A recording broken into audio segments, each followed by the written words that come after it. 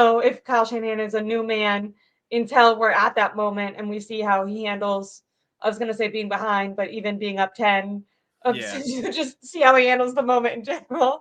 But yeah, does this change how you feel about the 49ers moving forward for the rest of the season?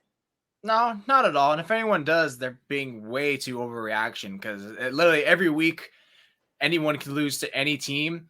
And I think one thing that might have been even overlooked, and I'm always been a big proponent on this, is when you have a build-up to a game, like the 49ers had going to that Dallas game, it's first of all, it's Dallas, 49ers, Dallas, playoff game from last year, playoff game from the year before.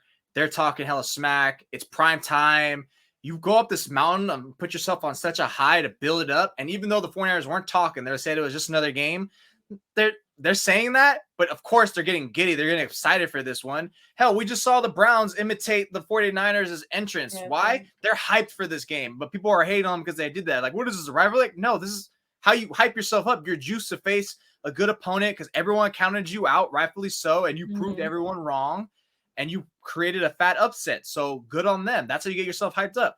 The 49ers most likely did the same thing. Usually this is more closer to mid or late season when you face a good opponent and you face such a like think back to 2019 when the Niners lost to a lowly Falcons team. Like, where the hell did that come from? They just came from a freaking like who they beat. They beat someone impressively, the Saints, I think, or whoever they beat, and then they come back and it's like, oh, they're gonna beat the Falcons, no joke. And it's like, yeah, like that's the thing. You get up to such a high that the crash comes down. It's like going from the Cowboys to the Browns on the road. It's like night and day. Like, who gives hype for that? Not saying they overlooked them or underestimated them, but in terms of energy, like you invest and invigorate yourself so much in that week before that the fall off is pretty substantial, I would say.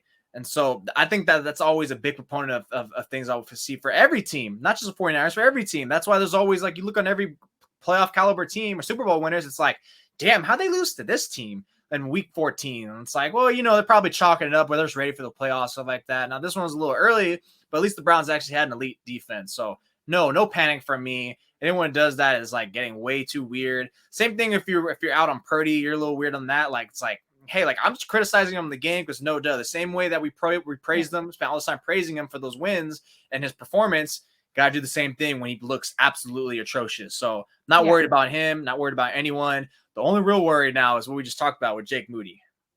Yeah, I feel like I agree. I think I like to kind of overreact sometimes and like really get into the week to week narratives. But when it comes to my overall feelings, I agree. I think there's a difference between like looking at a game critically and because that's what the 49ers are doing right now in their office. They're not like, we're gonna get them next time. Like they're, looking down and seeing, okay, where did we mess up? Who messed up? Who can we trust? What do we need to fix going forward?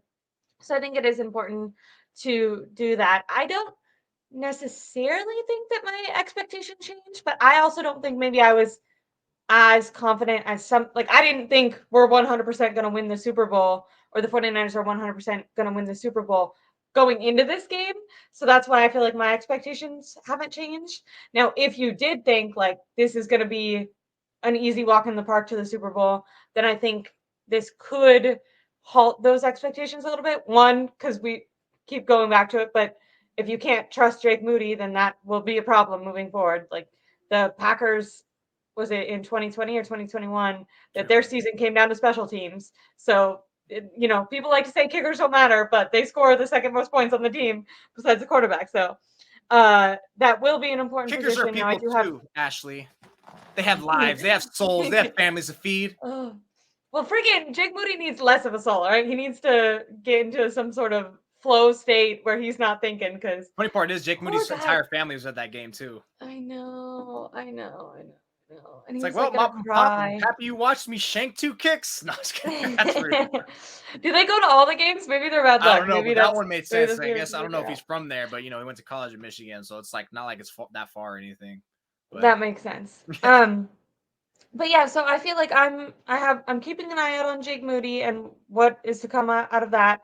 And then I have my eye on Kyle Shanahan and if he's actually maybe made as much progress as people, including myself included, have given him credit for. Going forward, when he faces teams that are going to challenge him, if he loses a player, if he's in the face of adversity, is he going to kind of cripple? I felt like the decision to call 3 straight passes and not drown out any clock towards the very end was a really bad decision. I felt like there was, and I know it's kind of tacky for fans to criticize play calls because we don't know exactly what was going on, but I just felt like the in-game adjustments that we've been praising him for making this year were really lacking on Sunday. So hopefully